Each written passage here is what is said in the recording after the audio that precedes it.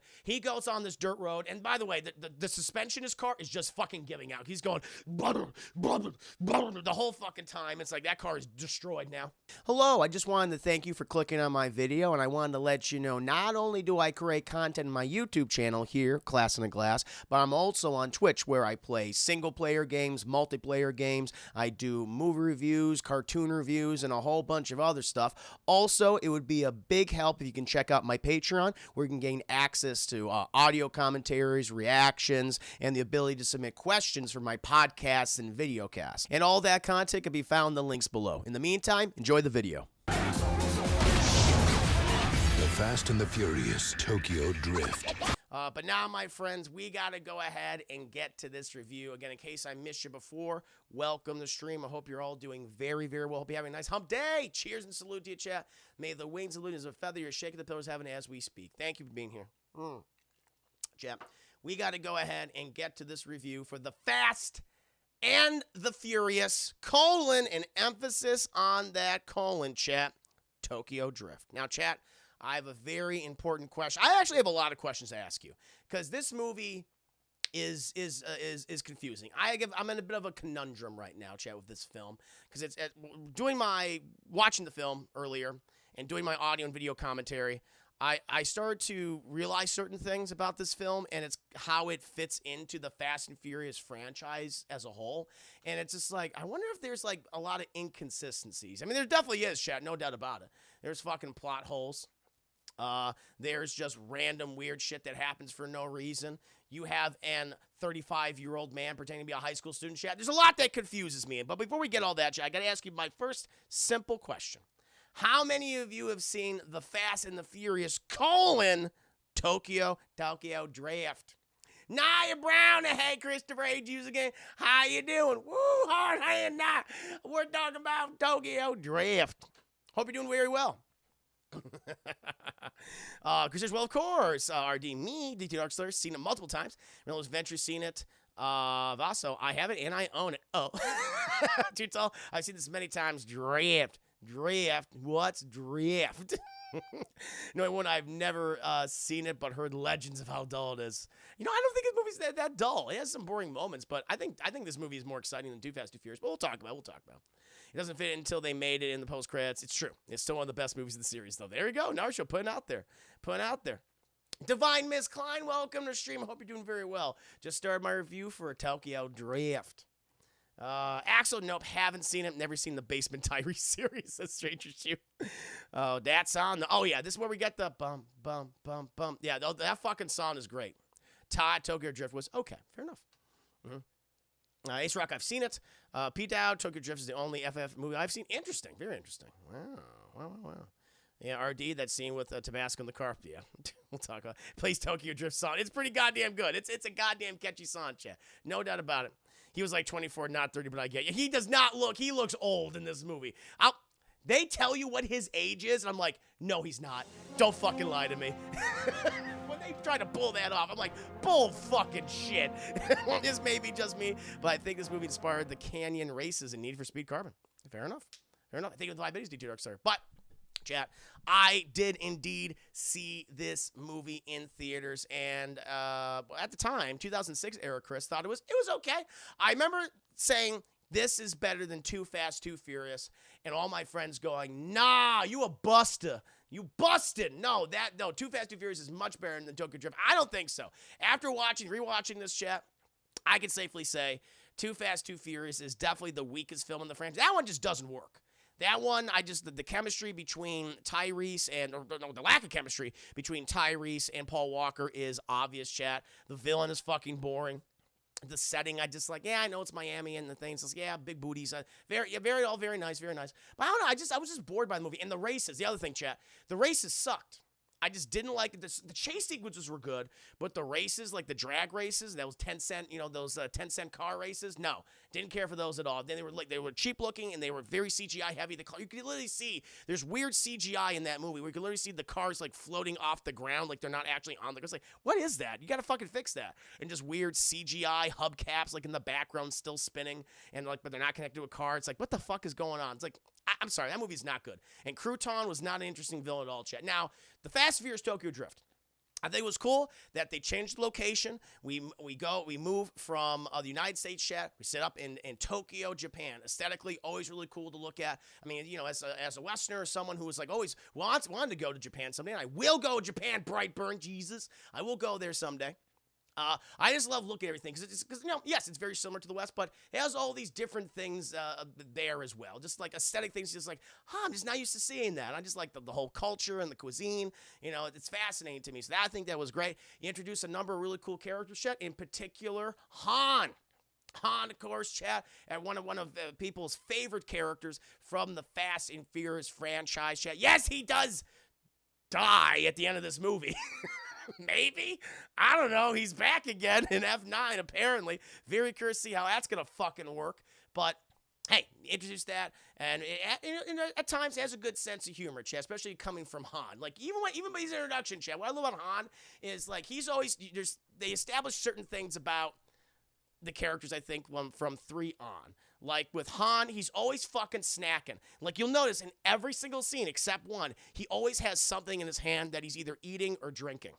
I just think that's very cool about him. And he's just kind of fucking leaning and shit. Like, when we're first introduced to him, and you're just like, okay, there's something about this guy that's pretty goddamn cool. This is how he carries himself. It's, okay, this guy's a badass. I love it. And apparently, again, I found out this week, chat, I had no idea. I was informed by you guys in the chat. And that Han is actually a character from another movie, another one of Justin Lin's movies, Better Luck Tomorrow, chat. And which was a film he did in 2002, a relatively low-budget film, crime film. But, again, I had no idea. So it's kind of like an unofficial spin-off movie to the Fast and the Furious, chat. So I guess when you ever do trivia, what was the first spin-off movie of the Fast and Furious franchise, chat? Not Hobbs and Shaw. No, chat. Better Luck Tomorrow. That's it. Also, by the way, thank you to DD Darkslayer for the 5 biddies. Let's just say the obvious. They didn't expect this franchise to last, hence the No, exactly. No, very much so. There's a lot of retcons that the franchise does. And Narja, thank you for the 200 biddies. Appreciate the support, my friend. Very, very kind. Very, very kind. Tokyo Drift was a fun watch. Haven't watched in 10 years. Does it hold up? I'm going to let you know, Janet. I'm going to let you know. Also, this was the first film in the franchise directed by Justin Lin. He went on to direct, obviously he did Tokyo Drift. He did Fast and Furious 4. He did Fast 5. He did Fast Furious 6, chat. And now he's done F9. So I think that brings him to 5 total films. He's done 5 total because he didn't do 7. That was James Wan. And F. Gary Gray, I think, did 8. He did Fate of the Furious. So he's done 5 films so far, chat. So he's definitely had an influence on this franchise. You even see it here. This is where the origins of, like, okay, I can see how the direction we went. It's still all about the races. It's still about some of these ridiculous characters. But it's, for the most part, relatively grounded. There's some stupid shit that doesn't make any sense. Like, there is plot holes in this movie, especially revolving around, the weakest part of the film. It's both the weakest part of the film and also the best part of the film, other than Han. Like, if we move Han aside, chat, like, he's great. Love his role in the movie. He does a goddamn good job as kind of like the mentor figure to our main protagonist, chat. He just breathes cool and bleeds cool all over the place, chat. Love Han. All respect to Han. What's the actor's name? Sun Khan does a great job.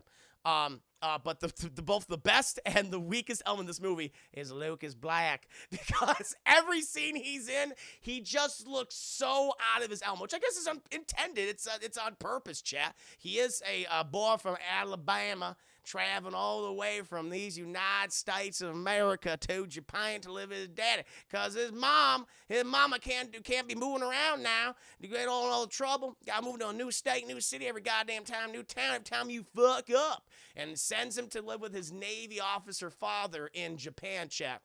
And it's like, okay, fish out of water story, something we've seen before, but just the way he interacts with anyone is just amusing to me, especially with people who speak Japanese. And they establish something very early on in the movie, and they just outright contradict themselves right at the end. It's like, bull fucking shit. No, you don't do that. You can't do that. It's just so illogical. It doesn't make any goddamn sense. He's been in 11th grade for 11 years. He is a 35-year-old looking man, chat. He's in high school in this movie. He's not even graduated yet. And you're trying to make me believe this 35-year-old looking man is in high school? No, it's that logic back in the day, chat. And this was just a product of the fucking 2000s, and I don't understand it. Sam Raimi did the same shit, where you get all these actors who are in their late 20s or early 30s to be 16, 17, 18-year-olds. It makes no goddamn sense. Casting people like always in the first Spider-Man chat, you casted Kristen Dunst, Tom Maguire, Dave Franco, and Joe Manganiello as like 17-year-olds. It's like none of these fucking people look 17. If anything, remember that famous scene when they're going on that fucking field trip to the big fucking dumb microscope? The teacher, the person who is teaching them the material looks younger than Joe Manganiello and Tom Maguire and James Franco. It's fucking ridiculous. Christian, think of the 5 minutes. It gets worse than 7. Reused footage of him in the movie. Oh, I know. Millie cut to new stuff with him. He's clearly aged another full decade. Oh, I know. That's I'm gonna be like there's. So I have some questions. Fan forced casting, another one. Those fucking 35-year-olds in high school. Well, I love it when they have an actual like high school student standing next to Miles Teller. And I forget the other guy who played Ben Grimm in the movie. And it's like night and day. It's like, did you sneak into a high school science competition? It doesn't make any goddamn sense. 42 Jump Street. The 10-year reunion is going to be wrinkly. Very wrinkly. Thank you, Luke the Bus of the 2 Bitties. I will say he looked a hard 24. Hard. Okay, so he is apparently... Lucas Black was 24 when he made this movie, but he's a hard-looking 24. Like, I look younger with my beard and with my mane of hair, chat. I look younger than Lucas Black does in this movie. I think I can safely say that. I think maybe I make a more fucking convincing 18. Well, wait.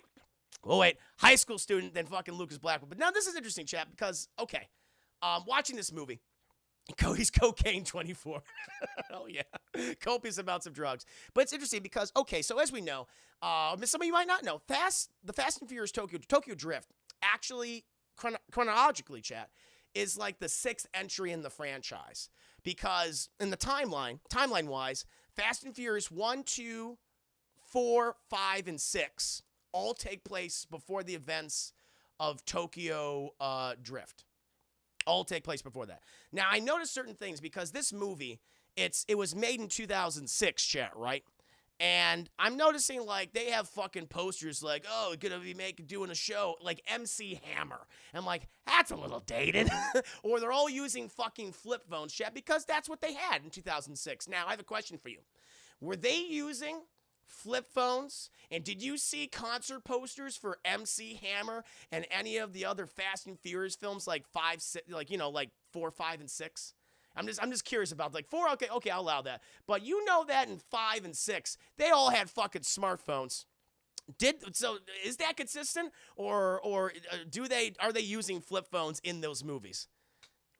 Bowell's laptop looks good. All the fucking technology looks primitive. What's a phone?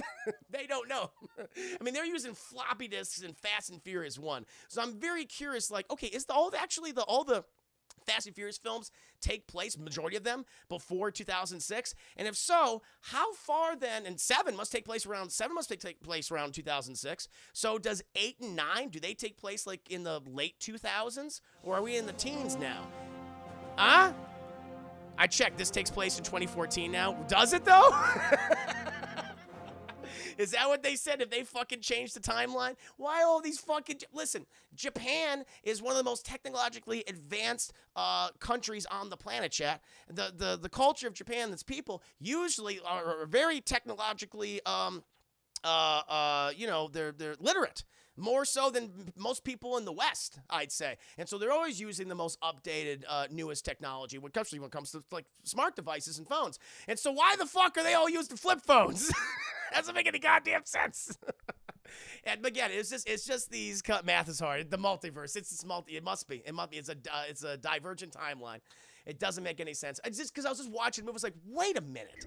How is this happening? Or they're going to do the Spielberg thing where they actually take all the flip phones out people's hands and put like a smartphone. Now that would be impressive. Because the reason Han used time travel to hide in the past. There you go. If they just tell me that, it's a past Han that's coming back. I'd be fine with that. Okay, and this took place in goddamn 2000. Why the fuck are there MC Hammer posters? Also a good point. There's a lot of marketing and branding in this movie. Jesus Christ, Mountain Dew, Coca-Cola, Pepsi. I imagine a shit ton of Japanese products I didn't recognize because I'm just not used to them. But it's very interesting. My brain, it's like, just you would explode trying to make chat. One of the enemies of this franchise, and it'll happen soon, is gravity right now. Soon, logic will be the enemy. And I think I might have to add it to my villains list, chat. Logic might be one of the main villains of the Fast and Furious Tokyo Drift. But I'll also give you a brief background. The movie, it is the lowest grossing film in the franchise. Had a budget of $85 million. Had a box office of $159 million. I think this might be the lowest rated film. I mean, this one and Too Fast, Too Furious typically looked down upon. A lot of people I know, like, they say no, Too Fast, Too Furious is the worst one, which I still stand by. Not awful. I gave it like a low rental on the DT scale. And you have the Fast Furious Tokyo. Some people say no, that's the worst one. I don't think it is. It has a lot of issues, chat. We're gonna get into a mess of them in a bit, but I don't think this is the worst entry in the franchise. I will say though, the Fast and the Furious at this point in my review series is still the best film. That is still a matinee movie, very entertaining matinee movie.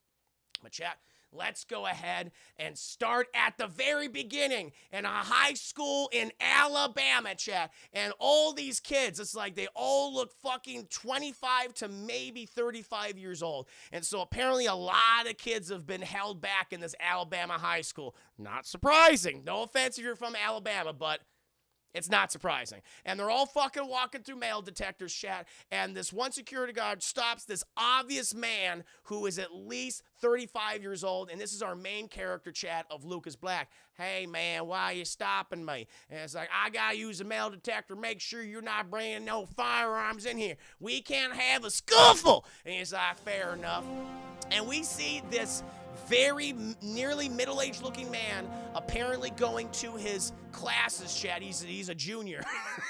He's a fucking junior. Dark Side of the is the real teens were enjoying this or something. Exactly. This is like summer school. These are like, maybe I was like, okay, I can buy him going to college. He's finally getting his degree. They should just set this in college. It would make so much more. I was like, okay, I'll allow it. He's going to get his fucking, but then they're like, but he's supposed to be kind of an idiot. So it's like him going to college is like, that's unrealistic. So they're like, we wrote ourselves in the corner. Because would you believe Lucas Black's character would go to college? I wouldn't. But thank you for the 5 minutes, DT Darkslayer. And he walks in there, and then we see a scene that I'm like, this is kind of fucked up and disturbing. Because all the kids are getting patted down, and they're all getting, trying to make sure that they're not bringing any firearms or knives. And we immediately see, chat, that the school football team and cheer squad and fans, apparently they're excited for the upcoming football game, chat. And it's, I forget the schools, but it's like, we're the Alabama Eagles. Woo, America! And they're very excited because they're going against a school whose mascot is the Indian. That's what they call it, the Indians, chat. It's Native Americans, but that's what it is. And these white people, all white people, have strung up this Native American effigy and are beating the shit out of it, chat, and it's filled with candy and things, and they're lighting it on fire. And I'm like, oh my God, what is happening? That has not aged very well. It's never been well. No matter what the age is. I'm like, ooh, and Lucas Black, the thing is, Lucas Black, you think, oh, this is going to set this up where he's disgusted by this. But no, because he looks at it and goes, and he has this goofy fucking grin. Joe McCoy, welcome to stream. He has this goofy fucking grin throughout the whole movie. He looks like fucking Goofy from, Mickey Mouse and all that shit, and Goof Troop, like, it's like, what the fuck's wrong with you? And he smiles and goes, and then he goes to all his fucking classes, which again, I'll be like, why is this old man here? And then we get this one really weird scene where he's like in, wood shop or, car shop. I guess car shop is a fucking class in Alabama. Is car shop a class in Alabama? He's so nonchalant. It's just happening so nonchalantly as this goddamn clearly racist act. I mean, it's Alabama, so it's like, all right, well, it's par for the course. But he goes to car shop, I guess, which I guess is a class in Alabama. And this is in this high school. Auto shop is class. Okay, fair enough. Auto shop, car shop, whatever. It's a class. There you go. Fair enough. I had wood shop, carpentry classes. That's what we had. Honestly, fucking car shop and auto shop would make more sense. And we all fucking drive cars. Not many of us are fucking making shelves and shit right now in our lives, chat. We usually buy that. But a car, like to learn how to repair your own car, that wouldn't be bad. Home ec, of course, Chad. That's not a bad class. All right, Alabama, you're ahead of us in that regard. Fair enough. But he's working on pistons and tires in his car and stuff.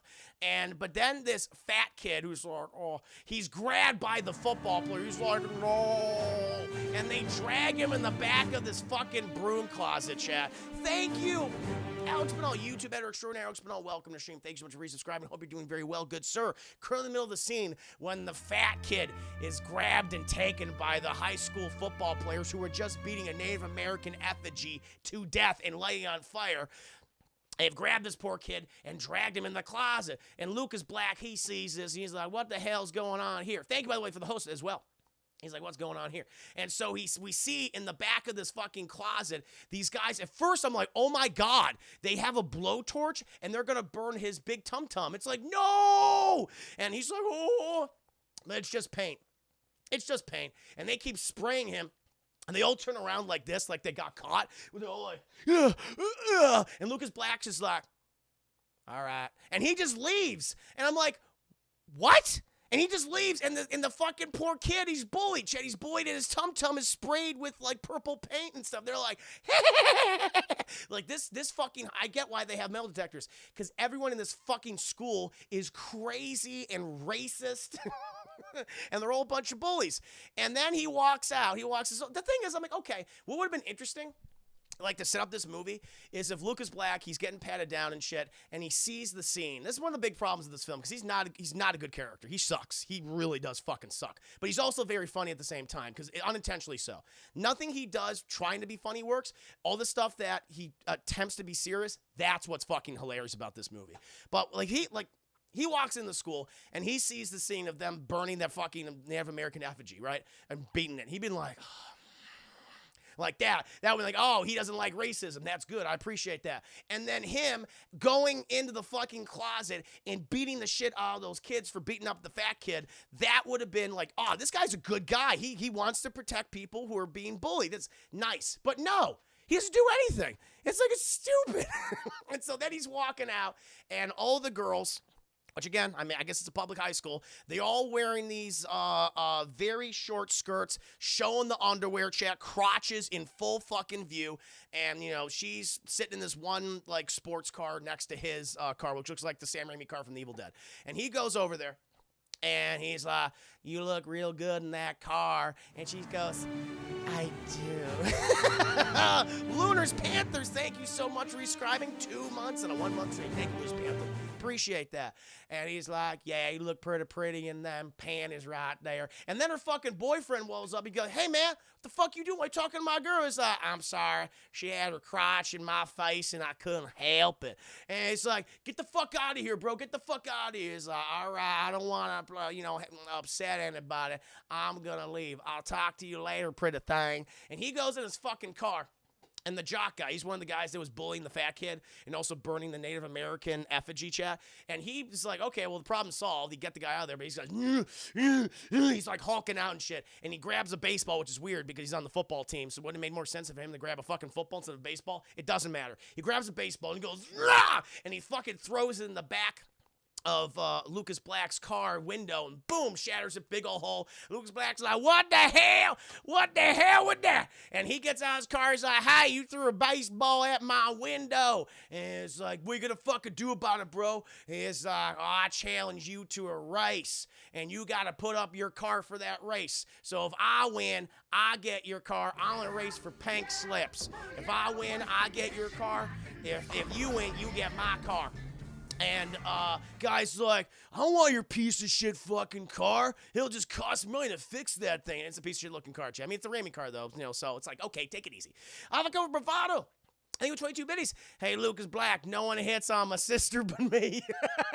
That would be fucking amazing. But the thing is, the random blonde-headed girl, the bimbo, she's like, now settle down, y'all. Settle down, y'all. I'm gonna just objectify myself. Whoever wins this race, they'll get to, literally her dialogue, they'll get to own me. It's like, wow, that's really shitty. Thank you, Deadpool, for the 5 minutes. Is Chris Lucas Black or Forrest Gump? That's what he sound like in this movie, though. He speak real slow now. Now your words, I understand English, but you're speaking too fast. So you gotta slow down, okay? All right, I don't get it. Speak slower. And so this woman's like, I am the trophy. I'm your trophy, and whoever wins gets to own me. Okay. All right. It's Alabama. They still think you can own people. That's true. That's true. Look, the boss. I give it 2 minutes. Night, Brian, may be dumb, but I know how to vroom vroom, Jenny. And so they go to this construction yard where they're building all these for this suburban area. And they're right at the fucking start of the track, and they got this one girl. It's like, okay, everyone, I'm gonna like wave the flag, and that's when you go vroom vroom.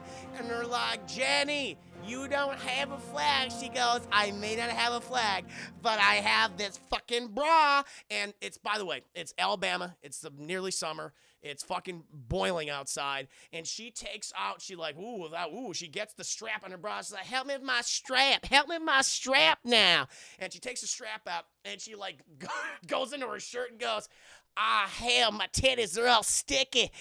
She rips open the bra, and it's just wet. It's just wet, chat. It's got all that under boob sweat. And she's like, go. And she fucking throws this thing out there. And it just lands on the ground like a wet blanket. It's just moist titty residue. Listen, I'm just telling you what I see. That's all I'm saying. No, more than this shit makes me mad, even if in a silly vroom vroom movie. I know, it's weird, right? Although apparently even Justin Lin said, I've made some mistakes. Even he admits it, like, not all this is good. And he acknowledges that. So it's like, all right, fair enough. But she throws her disgusting, just under boob sweaty bra and just lands on the ground with a thump. And then both cars, they take off, and it kind of like flutters in the wind a bit, but it's so heavy and filled with so much, as Naya says, titty residue. It just stays on the ground. And then we cut to this little race. Everyone's watching this on they showcase flip phones throughout this entire movie. Everyone has a flip phone. It's not a smartphone. It's a flip phone. I was thinking to this: is there anyone or sex they aren't trying to offend us with? Everything. Justin Lin's like, I have very little time. You know, John Singleton, he was like, okay, I need butts. I need all the butts in the scene. And he just had, Tosh, fucking slap that ass. Slapping booty. There's some booty in this movie, Chad. Not a lot of it, but there is some booty scenes. There's some booty scenes. And so when it happened, I was like, oh shit, a booty scene happened.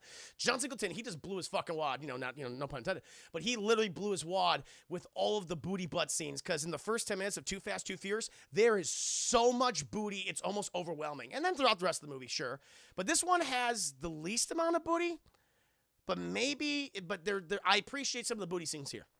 Even the ones that aren't meant to be booty scenes, like, that's just a nice scene because this girl has curves and she's beautiful. But we'll get to that. We'll get to that in a bit. Thank you, by the way, to DDRs for the 5 biddies and Dobby's again for the 10 biddies. And so they take off racing. And, they're racing around, and clearly Lucas Black, he's the better racer, but the guy has the better car, right, at this point. And he passes Lucas Black. Lucas Black, like, oh no, his turn too sharp. And already, he crashes into some porta potties, and his car is just lathered in human feces and piss. It's like incredible. And he's like, oh no, there's duty on my car. And he takes off, and he catches up. He's like, I'm going to take a shortcut. In which I'm like, I don't think that's cheating, but okay. He takes a shortcut. It's just a big fucking loop around this development. He goes on this dirt road. And by the way, the suspension in his car is just fucking giving out. He's going, the whole fucking time. It's like that car is destroyed now. And then he's like, oh no, there's a house in front of me. And he goes through a fucking house, like a house that's being built. So those poor fucking workers who spent many days and weeks working on that fucking house shit have to restart. Probably take the whole thing down. Because the whole thing is structurally unsound. Because he fucking drives his car through there. And he ends up like right next to the jock. And by the way, the jock also has the girl in the car with him too. Which I'm like, I would not have her in the car during this race. It's very dangerous. And she's like, well, on our worth it, you want to win? And he's like, Aah! And I guess he just gets dumb horny at this point because then he starts just ramming his car, sideswiping Lewis Black. And Lewis Black's like, what the hell you doing, boy? It's like back and forth. And it's like, you're both destroying your cars. What are you doing? It's just these two fucking male egos raised in this clearly toxic, racist environment, and it's bringing out the absolute sexist environment, bringing out the absolute worst of them. And eventually, the guy's like smashing his car in Lucas Black's car so much that he accidentally he gets a bad bump and he spins out in his car immediately, Chad. And the girl's like, "Oh!" And they fucking hit a cinder block wall, chat. And you hear the as they're like all the fucking air's knocked out of their lungs, chat. His fucking head hits the dashboard. Her head hits the fucking glove box. You hear just that snap of bone breaking. And Lucas Black's like, woo-wee, I won. Oh. But apparently Lucas Black doesn't know what brakes are. And he's like, oh. And he like almost nearly hits a whole crowd of people, chat. Goes over a fucking ramp. Car spit in the goddamn air. Boom, boom, boom, boom. He's like, and crashes the car. So, the first racer of our movie, chat, destroys his own vehicle. Wonder if that's going to be a consistent theme throughout this film. We then cut to everyone's like, woo! But we then cut to a hospital, chat, where the girl's fucking face is like just incredibly swollen because she broke like her jaw's like, she looks like Jabba the Hutt. You know how Jabba the Hutt has that like, just that thick, no, she got a Lucas neck. She's like, this is gross. The one guy, he has like a huge giant gash on his head, and Lucas Black, he looks over, he's like, he has that fucking smile, and all of his teeth and gums are just bloodied and gross, and she's like, she sounds like a frog, because she has the Lucas mucus. It's all the Lucas mucus that's been stored inside there, chat, and it's like, all the blood and viscera is like becoming like a pouch in her neck. And so she's fucked, and prom's like in a week from now, so she's not going to look great. And then this police officer comes in. He's like, come in here, boy. And he grabs Lucas Black, and they throw him in there. And he's like, you know how much trouble you're in? He's like, well, what about them? He's like, well, their family have connections. They got money. And he's like openly admitting that this police precinct is corrupt, that they've been bribed and they're being paid off by that very rich family over there. And Lucas Black looks because the other family comes in. They're like, oh my God, because they see the girl's like throat is just enlarging, gorging with blood and viscera and pus now. And they're like, well, we got to do something about this. And they take her and the other guy away. And detective's like, now we went ahead and called your mama. This is your last chance, Lucas Black. No, you've run out of chances. You get no more chances. And the mom comes in. And all the detectives are like, God damn, because the mom is the town whore. And what she does, chat, she's like, the only way I can get my son out of this is if I fuck the police department. And that's what she proceeds to do. This mom walks in, and it's that typical, like, wearing that leopard print. Like, she's, like, easily. The thing is, though, when she walks in, I'm like, oh, it's so nice to meet Lucas Black's wife. Because they look the same age. Because Lucas Black looks so goddamn. And that's what we hear. That's what we hear. The detectives say. It's like, you have all these misdemeanors, you've broken all these laws, you haven't even made it to prom, and this is all before your 18th birthday. They try to convince you, Chad. They have the gall. Justin Lin and the writers of the movie have the gall to tell you that Lucas Black is 17 years old. No, he's not. No, he's fucking not. Thank you for the 5 minutes. This truly is Alabama. But the mom walks in. Bazunga's just hanging out, chat. Leopard skin print, like tube top. Clearly, hair that's been dyed and it needs another dye job, chat. Overly makeup, but it's like, you guys are still the same age. Like, you look at, and she's just like, what did my boy do? Is there anything I can help you with, detective?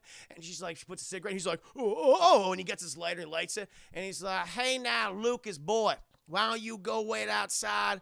I'm going to talk and entertain your mama. He's like, Mama, stop having sex with all the police officers. He told you to get now, Lucas. Now get your fanny out of here. And he has to wait as his mom finishes giving these two cops a blowies, chat. And then she walks out. They finish up. They're adjusting their belts and stuff. They walk away. And she says, they let you off at this point. But I can't have you here no more, okay? I can't have you here no more, all right? I gotta send you to your daddy in Japan. He's like, Japan, mama, hell. And then we cut And Lucas Black is on an airplane, chat, and he's flying coach, and he's surrounded by people, and he just looks fucking sad and miserable, and this little girl's just kicking his seat, and he's like, can you stop kicking my seat? I don't like that. I have back pain because I was in a horrible accident. Stop kicking my seat. And he's not kicking the seat. And then we see him go to an airport, and then we just see Lucas Black look, and it makes sense. It makes sense because this is his first time in a foreign country like this, like Japan. But it's just so much more funny because Lucas Black his character is like such an idiot and he looks dumbfounded at everything. Because when he gets like this taxi cab, the door opens automatically. He's like, oh, that's the shit. That's the witchcraft. That door opened by itself. There's no person here. Is this a ghost? Is this one of them shinigamis I seen in Death Note? That's a good anime, but this is some shinigami taxi cab. I'm not going to sell my soul to no goddamn devil. But he goes in the taxi cab, chat, and he's just like, what the hell is all this? And he's like looking at all the fucking people. Look at all the marketing, all the signs and stuff. And thankfully, they have some signs in English. And he's like, now, I understand some of these English words, but what's all them squiggles up there? It's like the Japanese language. He's like, I don't understand them squiggles. So, establishing, he does not know how to read Japanese nor write in Japanese. Obviously. It's like, okay, that's up front and center. Got it. And so then he gets dropped off at his dad's place. And he knocks on the door, Chad, knocking on the door. Very small apartment, by the way, in downtown Tokyo. Knocks on the door. Dad opens, and Dad is just smelling of booze, Chad, and women. And he's like, I thought you'd be here on Friday. And he's like, Daddy, it is Friday. He's like, oh, hell, give me a minute. Look at get the 2 minutes. The audacity of this motherfucker who would be upset leaving Alabama for Japan. Lo, I know. He's so upset. He's like, I don't want to go to Tokyo. I don't want to eat that fish, that raw fish, that good. The only good kind of fish I eat, mama, is crawfish and catfish, and it better be battered and fried, mama. I can't eat that kind of fish now. So the dad goes back in, and what comes out, Chad, is this Japanese whore, or, lady of the night, sex worker, what do you want to call him, Chad? And he's paying her, and she's got her makeup all askew, and she's looking at Lucas Black and like, oh. And I will say, the dad actually looks older than Lucas Black. They did that right. Even the mom and Lucas Black look the same exact age. The dad does indeed look older than him. And then she leaves, and he's like, well, come on, boy, get your ass in here. And he's like, now, my house has rules, and my rules are you're always here at 7, all right? I got to keep an eye on you, and this is your room right here. And it's this fucking broom closet, like of a bedroom. And he's like, I don't want you racing now, boy. No more racing. You messed up that car, you messed up the one before, and you messed up the other one you had on your 16th birthday. That was 3 cars in 2 years. It's like he was 16 last year, chat. He's still 17 years old.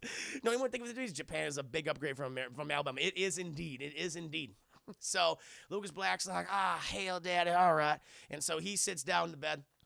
And he opens, but it's funny because he hears this like really loud like noise from a television, and he parts this curtain, chat. And by the way, the bed he's sleeping on is the bed that his dad and this sex worker just fucked in, by the way. And so I don't know if he's changed the bed sheets at all, because Lucas Black could literally be, chat, sleeping and sitting in his dad's and that female sex worker's juices, chat. Their sexual fluids. It's like, what the fuck? But he hears this loud noise, and he parts this curtain, and there's this old Japanese woman, chat, just staring at him through the window. And he's like, hell, are you one of them shimigamis? I don't have no death note now. And she's like, ha, ha, ha, ha, ha. It's like, so clearly this old woman, chat, was watching Lucas Black's dad and this sex worker fuck on this bed.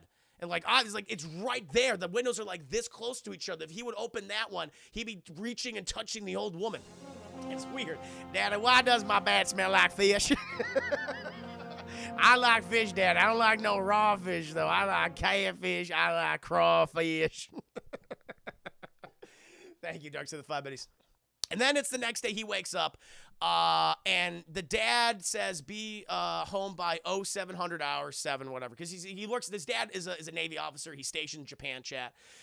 And he went to work early, obviously. And he sees that he's left Lucas Black a school uniform. Now, again, again, chat, Lucas Black does not understand the Japanese language, and he's going to go to school in Japan. Now, how the hell is he going to learn, chat, if he doesn't speak Japanese or read it? But he puts on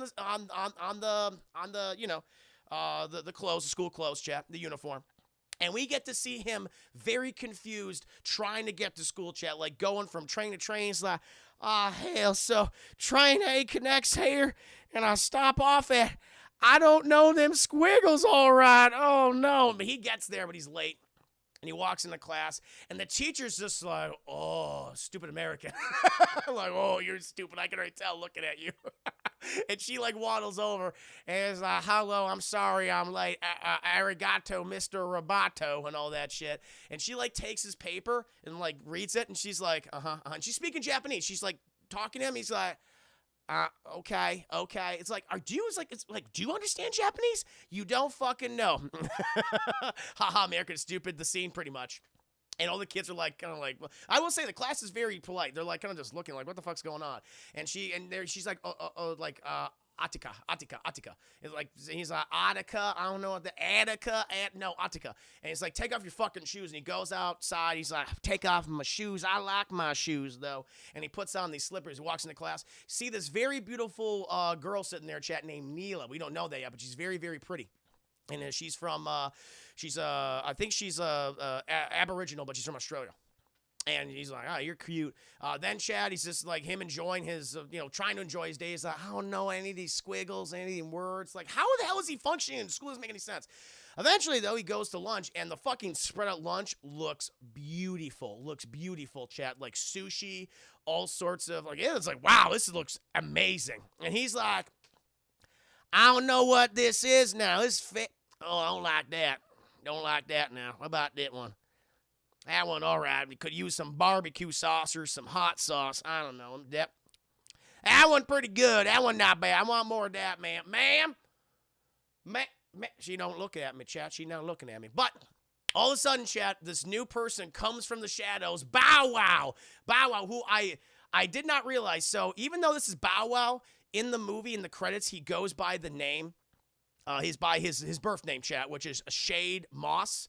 And I did not know this. Like, wait a minute, this is Bow Wow. But the movie's like, this is not Bow Wow. This is Shade Moss. I'm like, what? It is fucking Bow Wow. And this character's name, chat, I'm going to call him Bow Wow for the rest of the movie. But he's like, hey, man, it's good to see a fellow American here. My name is Twinkie. His name is Twinkie. And I'm like, what? And they call him Twink. Like, that's his nickname. Like, his real name is Twinkie in the movie. And his nickname is Twink. I'm like, okay. And they say it with a serious fucking face. His name is Bow Woward. And he's like, hey, man, how you doing? He's like, I'm okay. I just miss my home, Alabama. He's like, oh, I want to go there anytime soon. Why? He's like, motherfucker, how do you not know why? But they start bonding and things.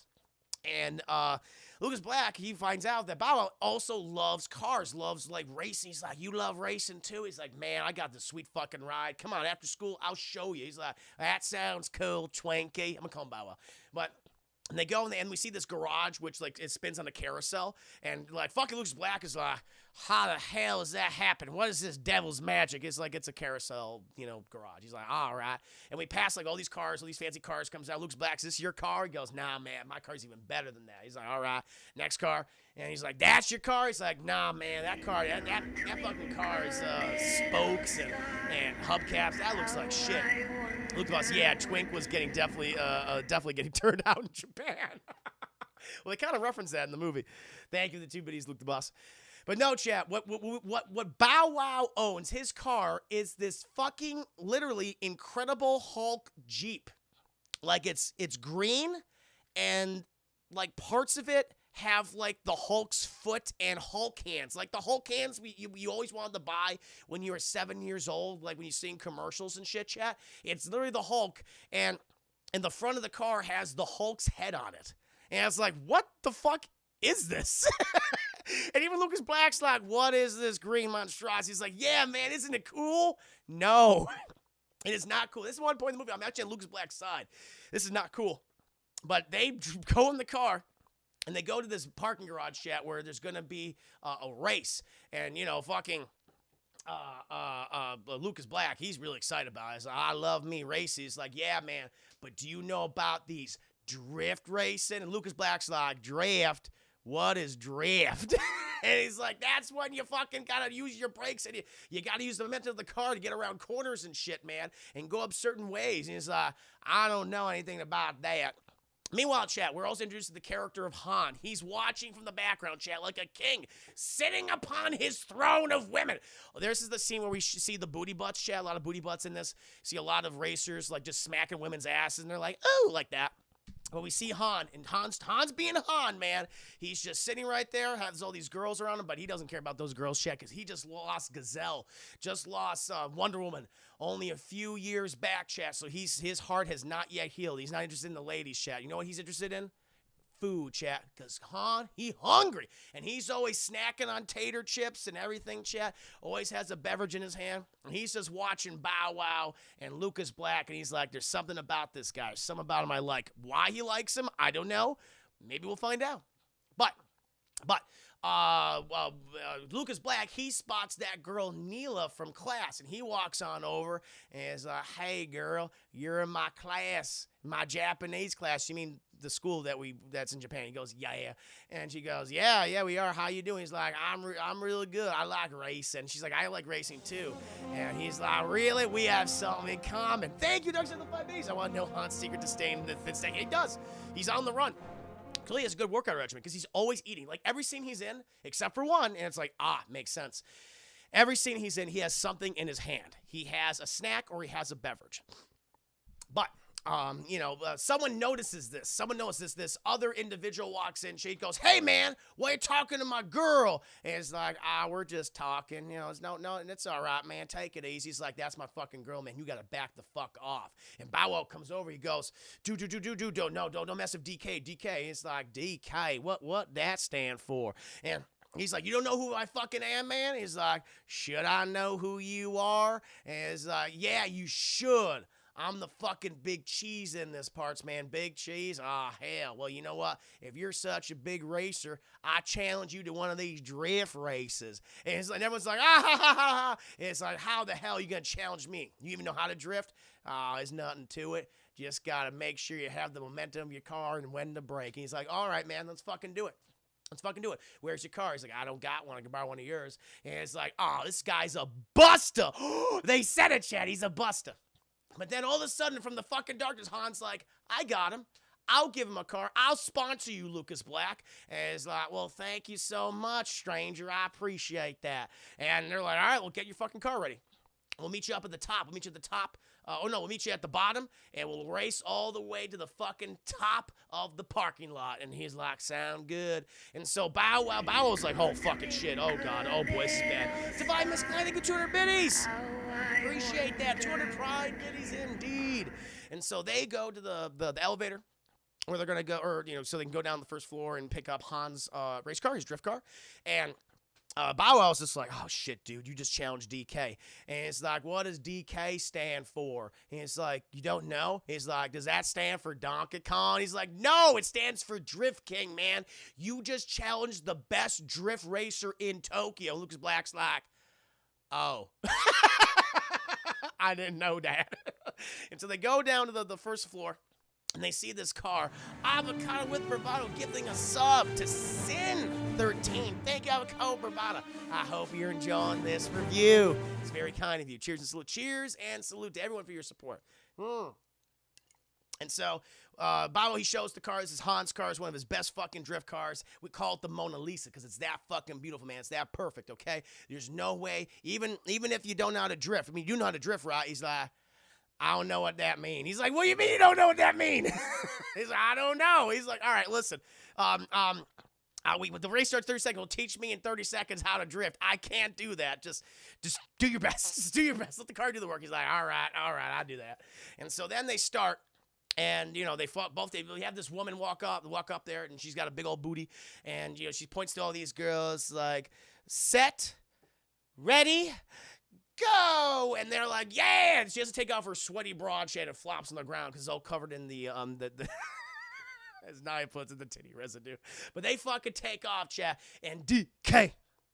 Donkey Kong DK, he fucking knows how to fucking drift, chat, because he's just going around these corners. And Lucas Black, he is slamming into every fucking corner and pillar and human being possible that's there, chat. He's like, hell, oh no, I'm fucking it up. And DK's just like, just laughing, chat, as Lucas Black is just messing up his car.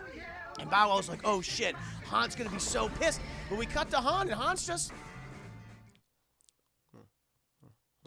He's just eating and he's laughing to himself. That's it. He doesn't look mad at all. It's like, what's up? DJ Dark said another 5 days. Thank you. One thing I give props to the movie is a new way of racing. And it's about speed, but braking at the right moments so you don't slam into the wall and kill you. Exactly. No, it's cool. Like, I'll tell you this. All the racing in this movie is great. There's not a weak race scene or chase scene in this film. They all very good, which it has over Too Fast, Too Furious. Too Fast, Too Furious has a lot of shitty drag race scenes that they're all CGI and the car's floating. It's like, this is just bad. This is poorly put together. But these race sequences, very, very good. But eventually, DK, he goes all the way to the top, Chad, and he fucking, he wins the race. And Lucas Black has just destroyed the Mona Lisa, Chad. He's saying, can barely get up there. Everyone's like, oh, this guy's a buster. And the guy's like, shit. And DK's like, good luck with Han, man. Ooh, you have a fucking debt to pay, man. Might be with your life. And he walks off of Neil. It's like, this is my boyfriend. He threatened this guy I just met. And they fucking leave. And then Lucas Black, he goes over to Han and he's hey, sir, listen, I'll be sure to get you a car and or money. And Han's like, all right, this is what's going to happen. And he's still snacking while he's talking to him. He says, listen, you're going to take this phone. It's a flip phone. This is 2006. Here's your flip phone. And he goes, all right. And it's like, I'm going to call you whenever I fucking want. Could be an hour from now. Could be days from now. Could call you multiple times a day. And you fucking come to me each and every time. He's like, oh, hell. Are you them Yakuzas? And he's like, see you later, kid. He's like, hell. He's like, he's in trouble, chat. Eventually, Bow's like, shit, man. Okay, you better do what Han says. Han no buster. He no buster, chat. Okay?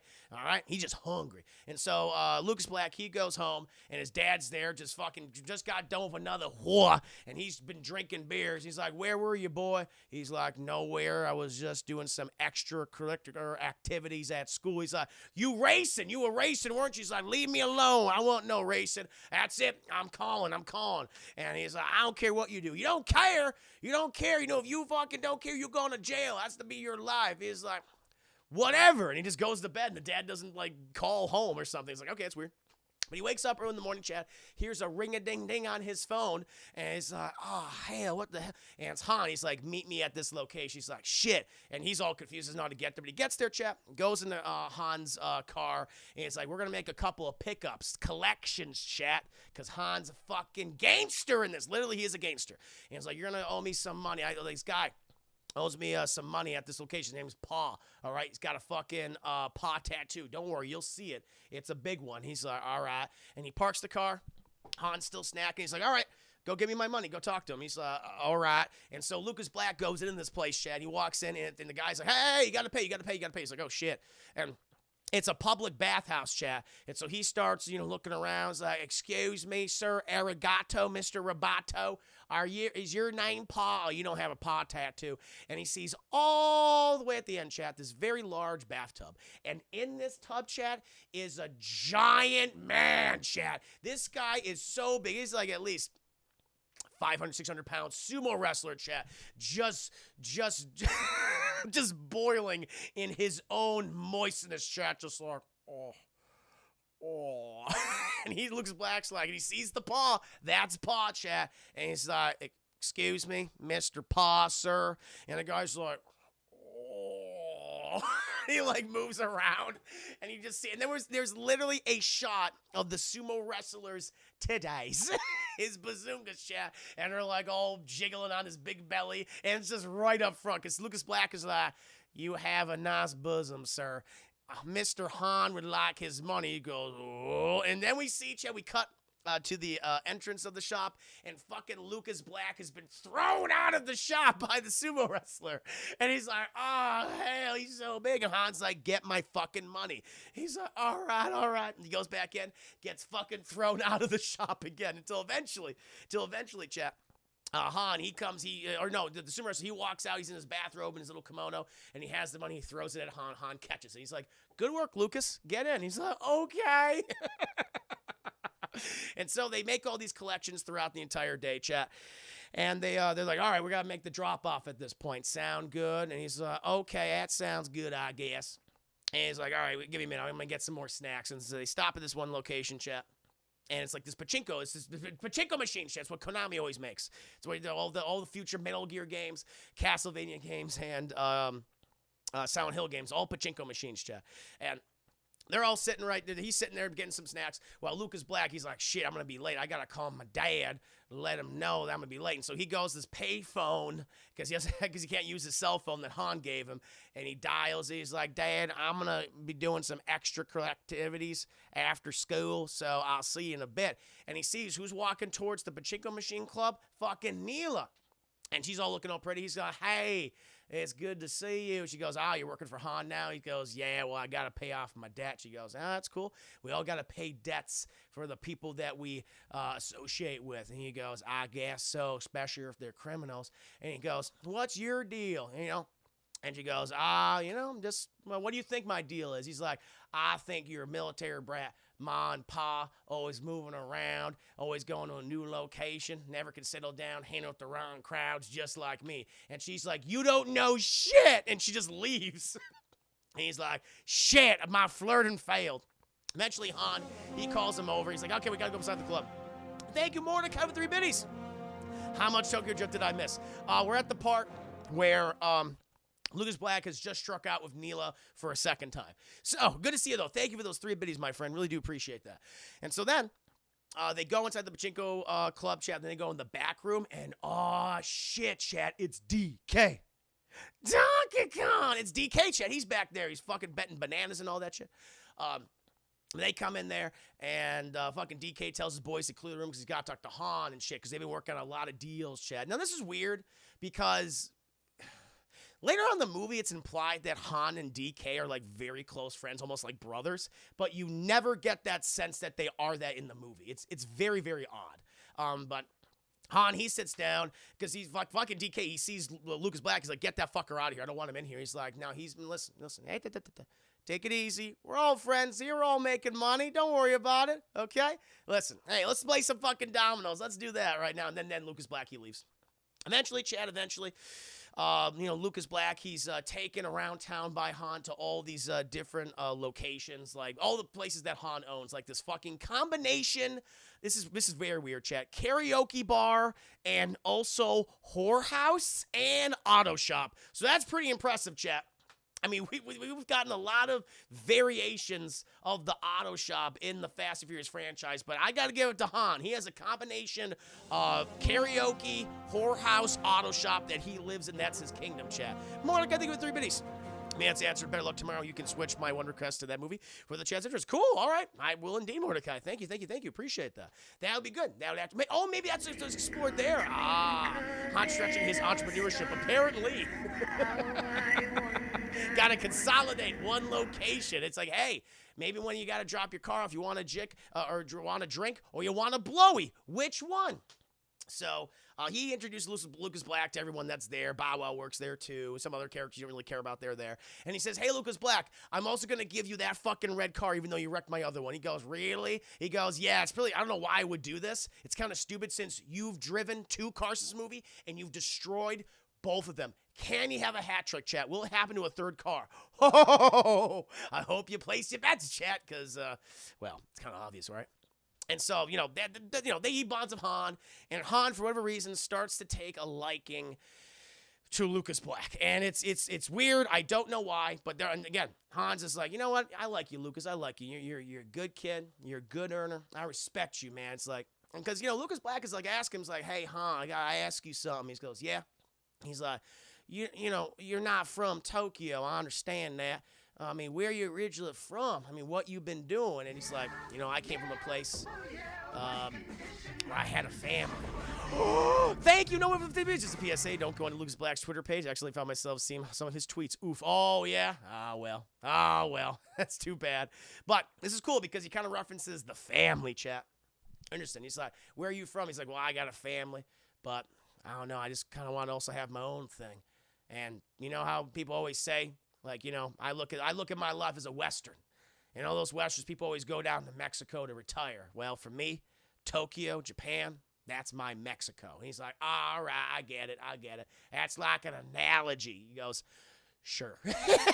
Sure. At this point, Lucas Black, he just becomes like so immersed in the culture of what Han has presented to him, of a Japanese culture, and he wants to know about drifting. And he's like, Han, help me learn how to drift. He's like, hey, you want to know how to drift? You know how you fucking do it, man? It's not simple. It's not like, no wax on, wax off type of stuff, okay? You just got to keep doing it over and over and over and over again until it becomes as natural as breathing to you, man. That's what drifting is. And so we just get this fucking montage of Lucas Black training in his red drift car, crashing in the things over and over and over again. And it's like, okay, I get it. He's not good, but he's getting a little bit better each time. Even though, like, these old Japanese men who are like sitting on this dock fishing, watching him try to drift around this obstacle course, is like, this gaijin, he doesn't know how to drift. A gaijin means foreigner in Japanese. Chat, learn a little bit of Japanese while watching this movie, and so. He's all fucking crashing and shit and everything. But eventually he's starting to pick up on. He's starting to get a little bit better. It's like, okay, this guy's starting to have some fucking skills. Pretty goddamn cool. Eventually, though, Lucas Black, he starts hanging out with Neela. Chat starts hanging out with Neela, and they're bonding over what because they're both, because they have like a little dinner date. And they get this lobster meal from this vending machine. He's like, it ain't no crawfish, ain't no catfish, but I guess it's pretty good. I like it. I'm just eating all that. And we learn about her past and how she's basically been abandoned, and she was accepted into DK's crew and is her girlfriend, but also kind of as a sister. It's like, it's fucking weird. And she says, DK, wasn't always so bad. He used to be like a really good person and stuff. And then he just got involved with his uncle, and his uncle's like, like a Yakuza. He's like, he's part of that Yakuza. He goes, yeah. And he goes, shit, well, that ain't good. Eventually, they're bonding, and DK's like, I don't want you hanging out with my girl. Also, there's another scene in the movie where Bow Wow, apparently, Bow Wow is always slinging stuff. He's trying to get out of Tokyo, chat. He wants to travel the world, expand his horizons and stuff. And at one point back at school, because for whatever, even though I don't know how, Lucas Black has time to go to school and also be a part of a criminal enterprise and also train in drifting all in one day. Doesn't make any goddamn sense, but okay, all right, sure.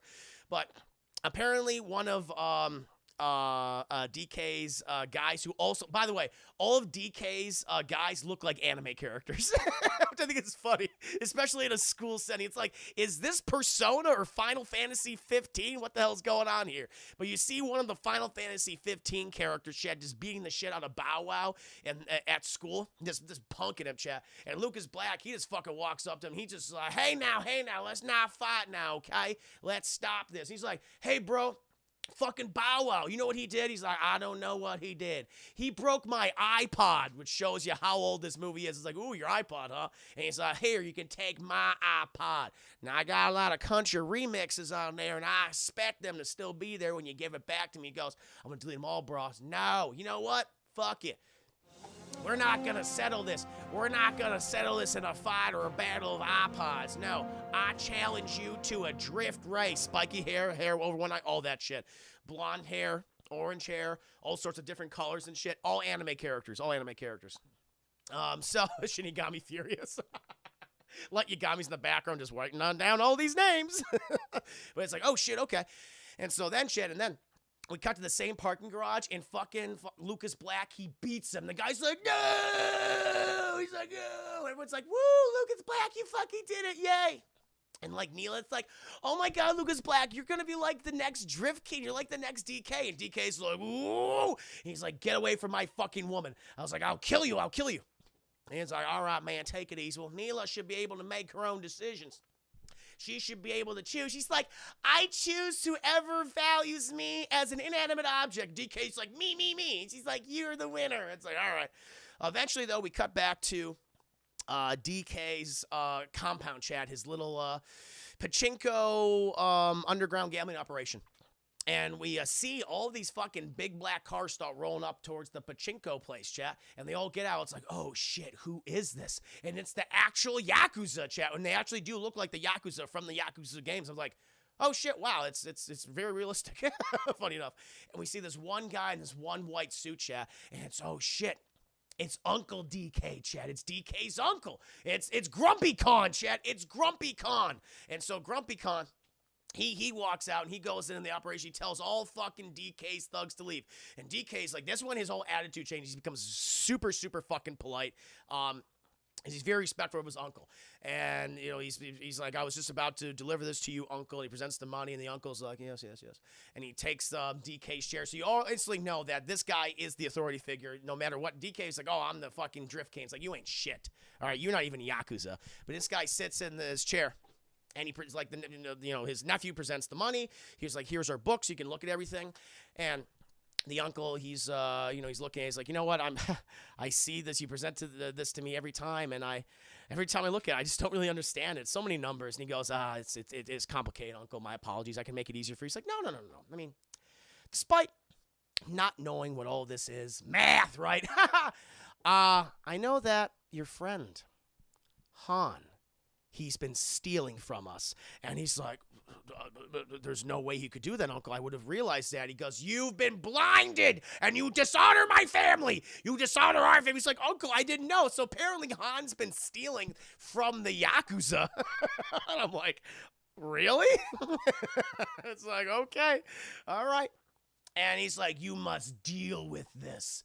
And he's like, yes, grandfather. No, yes, uncle. He starts crying because apparently he loves Han like a brother. But again, it's never been established that Han and DK have this. Now, again, maybe in Better Luck Tomorrow, that I don't know if even DK's in that, but maybe that's on display. I don't know, but I never got the impression that DK and Han are in a particularly close relationship. You know, like they're like literally brothers. He's not in that one. Okay, fair enough. So it doesn't make any sense because he is super fucking broken up about it. He is very, very sad about it. And so then we cut to Han's auto shop. In chat, I realized something. I was like, oh, this explains it. In every scene in the movie, Han is always eating something or drinking something. This is the only scene in the film where he's not eating or drinking anything. Boom. And that predicts his death. As long as we keep fucking stuffing Han full of chips and big gulps, then he'll live, chat, okay? Despite what's in those things. But this is the one scene in the movie where he doesn't have anything. He doesn't have a snack in his hand or nothing. It's like, there it is. It was obvious in her face that he was always going to die here. Die. Quotation marks. But everyone's having a great time. Lucas Black and Neela, they're like, cuddly and like tickling each other. It's a highlight tickling you under your armpits. Oh, they're smelling though. You're stinky. She's like, shut up. I hate you. And we also see like Han, he's talking to the guys, and Bow Wow is reading Incredible Hulk comics and shit. It's like, all right, whatever. Han needs his sugar. He needs his sugar, his low blood sugar. But then all of a sudden, chat, all of these Yakuza cars, these big black Yakuza cars, they just ram right inside of Han's shop. And fucking DK's like, and Han's like, why? What's wrong, DK? He's like, you fucking betrayed me. You're my brother, and I hear from my uncle that you've been stealing money from us. And Han's like, listen, baby, that's just part of the game. I'm just playing it. And so he admits to stealing. He's like, you betrayed me. You must die. And then this fucking Lucas Black, he hits all the garage doors, and they slam on some of the Yakuza cars, chat, and boom, boom, boom, and they all get in their own separate cars. So DK and one of his guys, one of the anime Final Fantasy 15 bros, they get in two separate cars, and they take after Han, who's in his orange speedster, while Lucas Black and Neela, they get in his red speedster, chat. And we get a really fucking, really cool chase sequence in downtown Tokyo, chat. There's some CG, there's some wonky CGI-ness with the crowd scene. Also, there's a really bad wonky crowd CGI scene when Han's going on about his family and in LA and stuff, referencing Dom Toretto and things. He doesn't actually say the name, but he's like, oh, that's what he's talking about. He's talking about the family, bro, vroom, vroom family. That family, chat. But we get this awesome fucking chase scene in Tokyo. DK's friend, he slams into a fucking car, just goes to the windshield, just explodes on a brick wall. DK's like, no, I keep losing people, Jesus. But he's still chasing after Han. And Lucas Black, he's trying to get DK off of Han, and Han's doing all these fucking cool goddamn trick shit all around Tokyo, just moving and grooving. But little does Han know, there is an insane Cockney accented British man on the prowl. Little does he know, chat. And when Han apparently escapes DK, Jason Statham comes out of nowhere and just boom, slams into his car so hard, and Han's car just does a million fucking flips, and Han is literally looking like it's like he can't get out of the car. There's no way he could physically be removed. And Lucas Black's like, hell nah, Han. DK, he takes off. He fucking takes off, chat. But Lucas Black, he's like, oh no, and he runs up to the car. We see that Han's car has a gasoline leak, and Jason Statham, he lights the fucking. By the way, none of this is in the movie, but we see this retroactively added in the events of Furious 7, which I will review probably not next week, but the week after. But Jason Statham, he takes out the lighter. He's like, Toretto. He's like, I'm coming after your fucking family. And Dom's like, family, bro? And then he fucking throws the lighter down there, chap. And it fucking lights up, and boom! Han explodes and is cooked alive. Lucas Black's like, no, my best friend Han is dead. But then he gets into his red speedster, chap. Oh, which is all fucked up, by the way. I think it's, no, is that car like all fucked up? It is. No, not yet. I know it is fucked up. It's fucked up. But it's like just sputtering shit. But he manages to, no, it is fucked up. And him and Neela, they just take off running. That's what happens. And we cut to them running in the subway, waiting for the subway with no one there, apparently. And we get this shot, which I'm like, okay, it's a normal shot. But Jesus Christ, they show Neela's ass in this scene. And damn, girl, she thick, Chads. And again, there's not much booty butt in this movie. There's a little bit in the, I guess in the high school, which is kind of like, it's kind of creepy. A little bit when they go to the parking garage for the first drift race, and this part with Neela's booty. And it's like, it's not bad. She got some nice jeans on, that's all I'll say.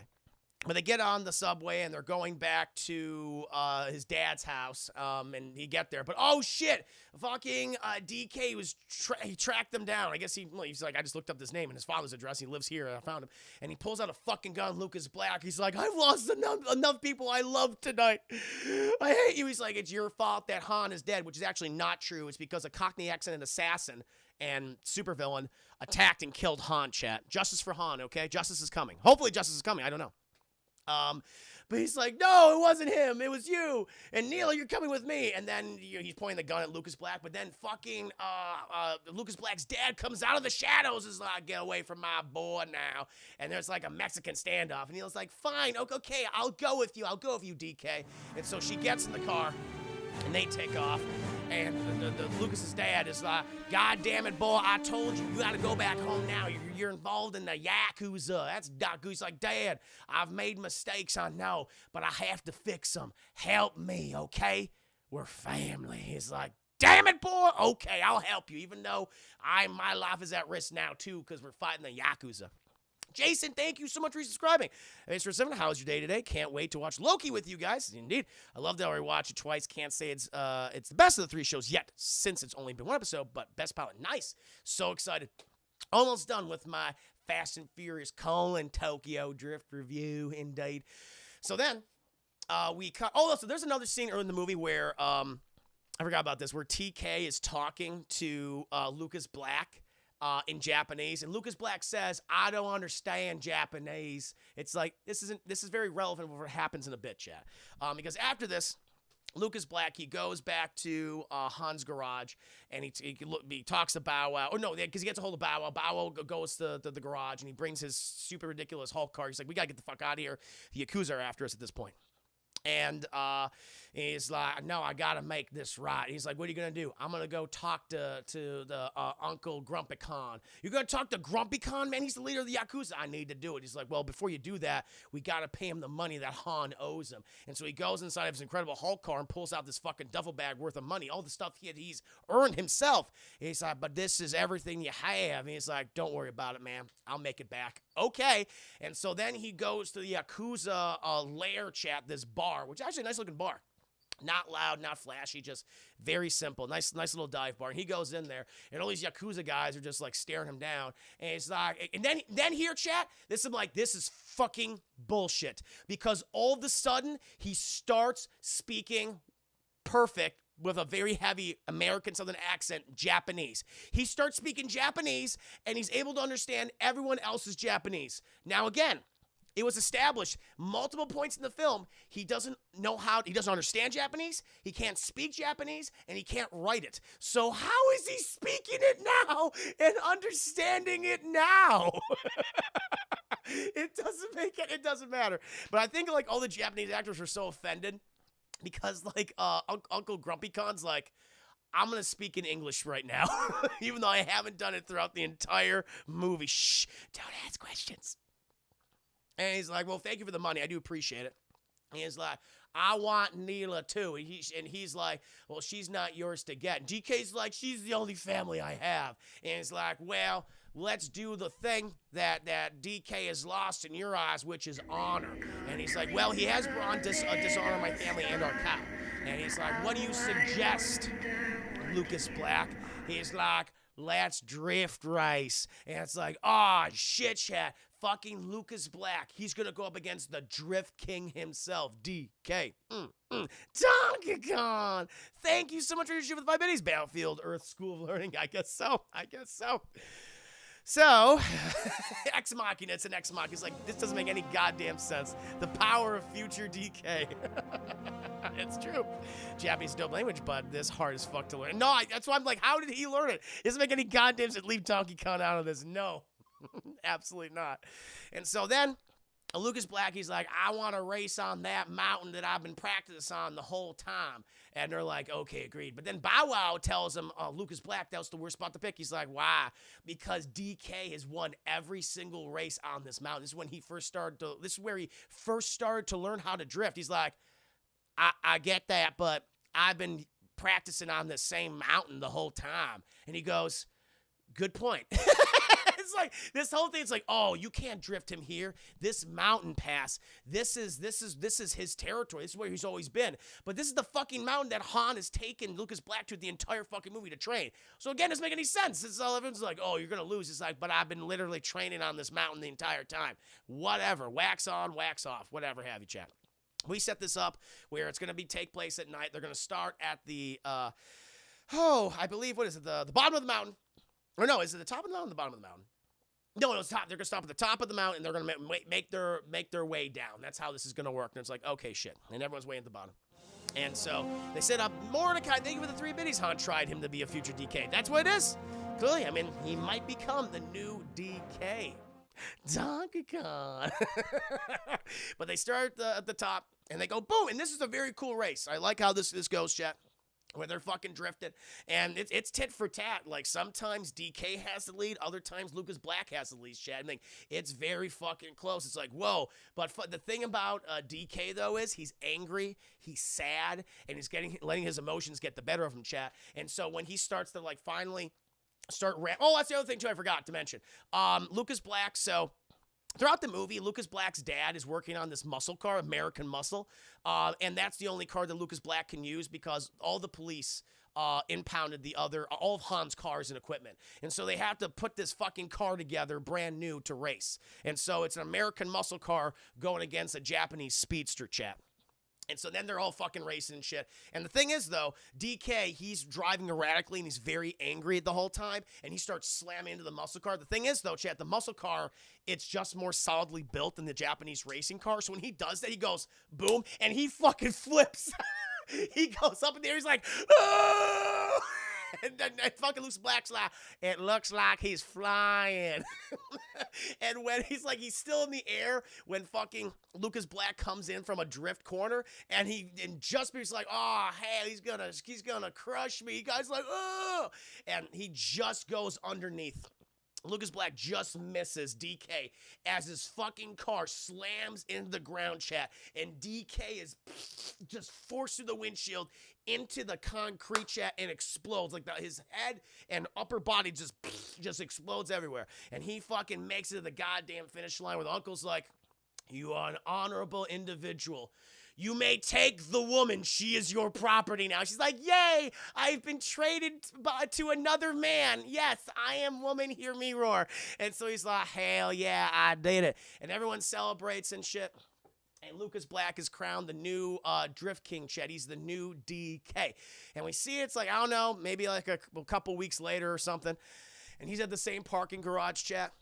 And Bow Wow, this scene, I have to admit, chat, this scene fucking got me. This scene got me. It's interesting. This is how this came to be, because this wasn't originally in the movie when it was given to test audiences, chat.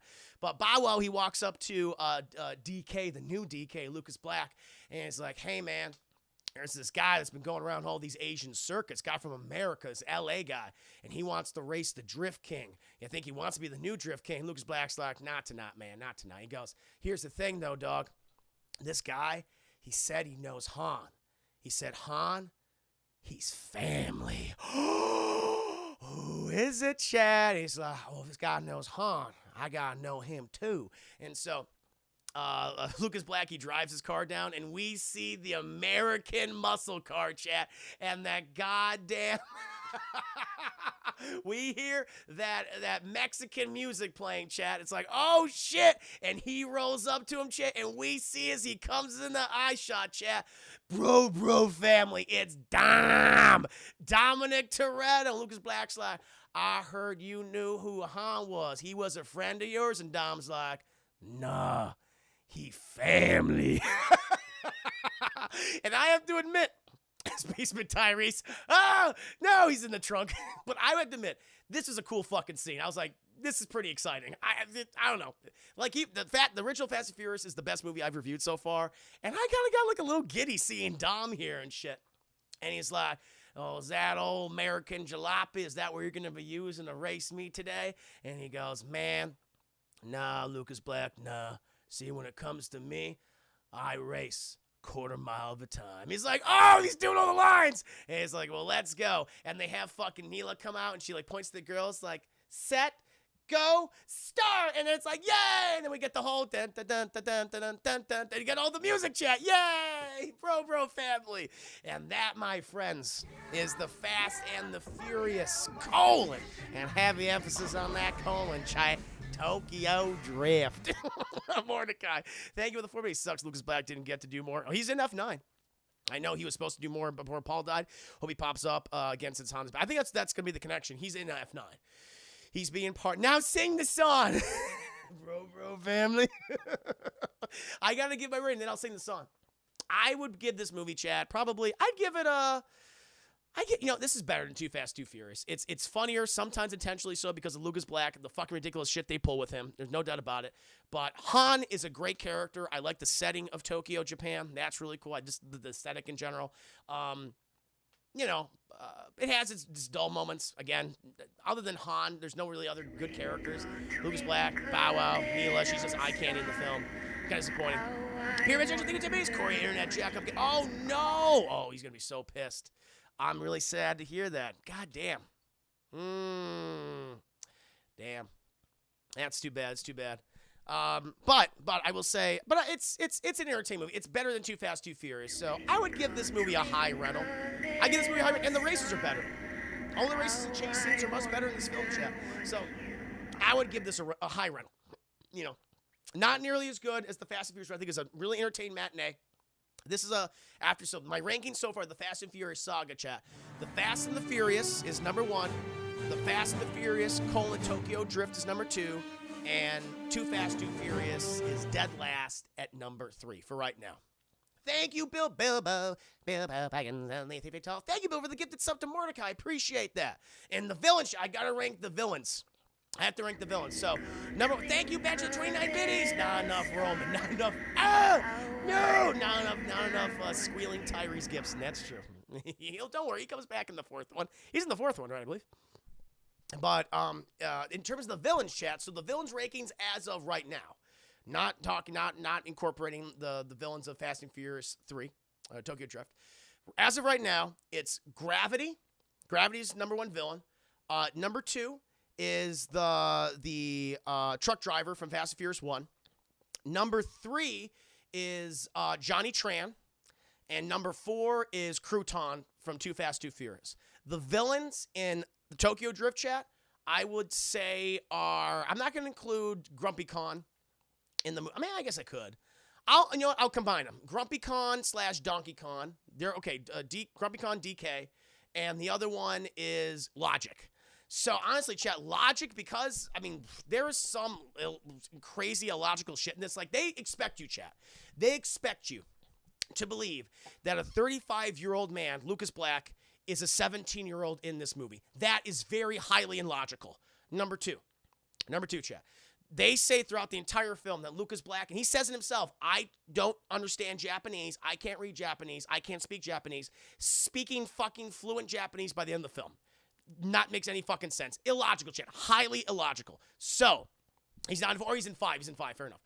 So, I would say this, chat. Logic, at the moment, Logic is the greatest villain in the Fast and Furious franchise, chat. So, I would put Logic right there, then Gravity, then the truck driver in Fast and Furious 1. Then I would put DK and his uncle Grumpy Khan at number 4. After that, Johnny Tran is number 5, and number 6 is Crouton. That is my list. That's my list of villains, chat. That's what I would do. Oh, Lord, I feel like I'm the only person who feels this way, but the first Fast Furious movie is my favorite one. No, there's a lot of people that feel that way. I don't even know what's going on. Oh, hey, but Naya, I could sing that song. Naya, can you please provide the lyrics? Alex, I love the breakdown. Chris, thank you. I hope you guys enjoyed the review to the Fast and the Furious, and heavy emphasis on that chat, Tokyo Drift. I'm on it. Woo, this is a fun review, chat. Sir Orc, peace out. Juicy, peace out, chat. I need sleep. Also, Grumpy Khan is Sonny Chiba. He was famous action star in Japan. And I said, oh, cool. I didn't know that. He makes a good Grumpy Khan. What I kind of think of the reviews. Tokyo Drift has more to do with racing than any other films. It does. Also, obviously, he knows Japanese because of his anime time skip. Yes. Fair enough. Bow, wow, wow, wow time. Juice, did you see my whisper? Oh, I'm sorry. I might have missed it. Would you have to throw a Bayou, Chris? He dead. And a John Woo in there. He dead. DK chat.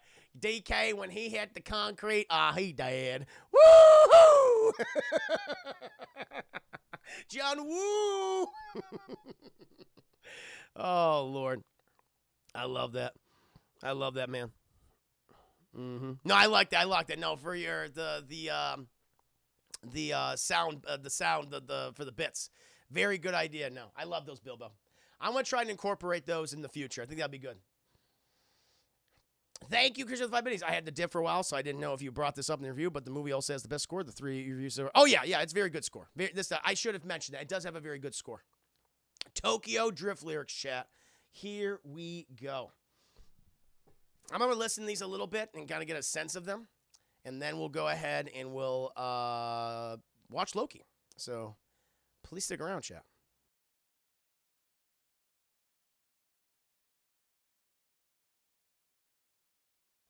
I gotta listen to this music. I got a sense of what it is. Tokyo Drift Teriyaki Boys.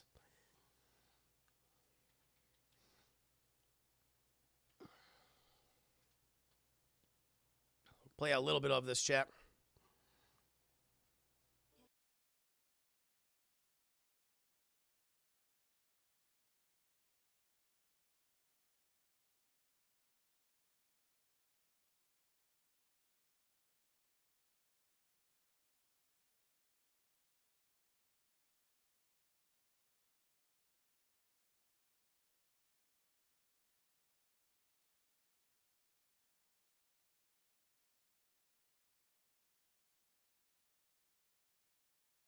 I got it, chat.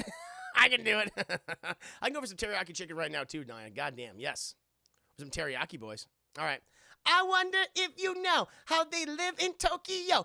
If you seen it, then you mean it. Then you know you have to go. Fast and Furious, kata, drift, drift, drift. Fast and Furious, kata, drift, drift, drift. I wonder if you know how they live in Tokyo.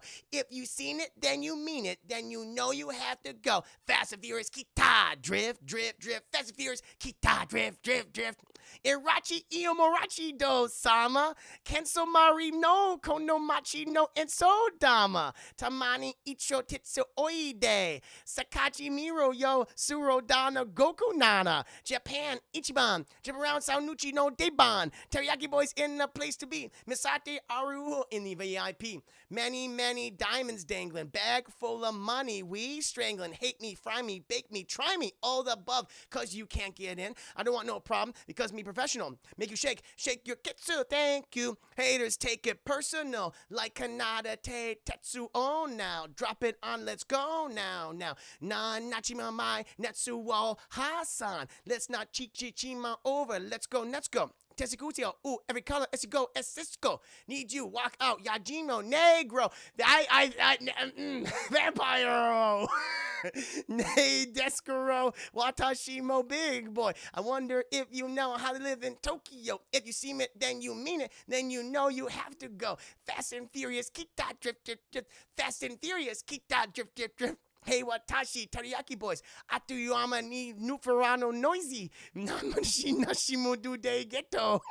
Manu Kazumu Fuete Imasu. Beishu was surprise day. Mei Machigram Abuno Tete. Nini Fu Kenchi Fu. Takedo Geisha. Wait, from the rocks they say Tada no Shita. You should see me in the parking lot. 7-Eleven is the spot. Fights with wings and shiny things and lions, tigers, bears. Oh my right, we're furious and fast. Supersonic like JJ Fat. And we rock cause the wheels are fly. Can beat that with a baseball bat. Like a kana kiro tosoka. Mati ba izao so sopiyo. Intercept shite fuck site. Tekhanze we banzai. Or a pen stem from the back of the post. Do itsuo. K-Wu 4 points. From East Coast to Dosu side. Watashi no geidu so. I wonder if you know how they live in Tokyo. If you seen it, then you mean it. Then you know you have to go. Fast and Furious, kita, drift, drift, drift. Fast and Furious, kita, drift, drift, drift. Yeah, Japan, Manchigo, Dokido, Dokido, Desu, Hit Inaman, Toby, Toby Day, Moranio, no shite. Bochi Bochi na Tamige Dosoro Kochi Kochi A Heat up de Doriso Machi Sobote no Rikan Mecha Kawarmi Dansa Godzilla Fool Gocha Go Fast and Furioso. It's gotta be the shoes. Gotta be the first. That's why lady choose me. All up in the news. Cause we so cute. That's why we so huge. Hariku girls know how I feel. They respect. I keep it real. Not a Chinaman cause I ain't from China, man. I am a Japan man. Watashi wa Tokyo Suki. Watashi no Kumirosuke.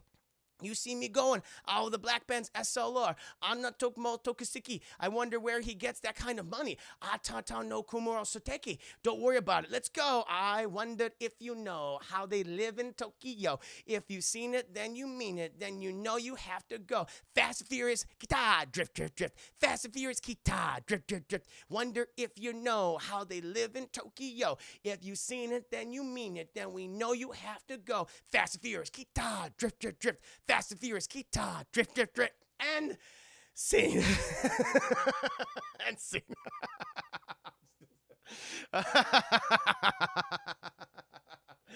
Oh, Negro, no. Negro is, that's just the Japanese word for black.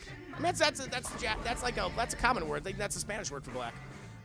Chris Lucas Black's character officially very fluent in the language. All right, fair enough. Vampiro. Thank you, Mordecai, for the 4 piece. Thank you, Biddy, for the Biddy. Vampiro. Yeah, Spanish Portuguese, yeah.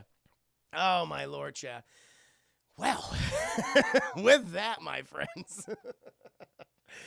Bow, wowie, wow. Oh, my Lord. I hope you enjoyed that song, that rendition of Fast and Furious. Loki's up so good because that was a stinker. What? I tried my best. No. Time for Loki. But, Chad, I will. I'm sure you know my favorite part of the song. I'm sure I do. Yes, I do know. Oh, my Lord. But chat, before we get into that good stuff, I'm gonna get myself another brew drink. In the meantime, we can prep. We can do some prep.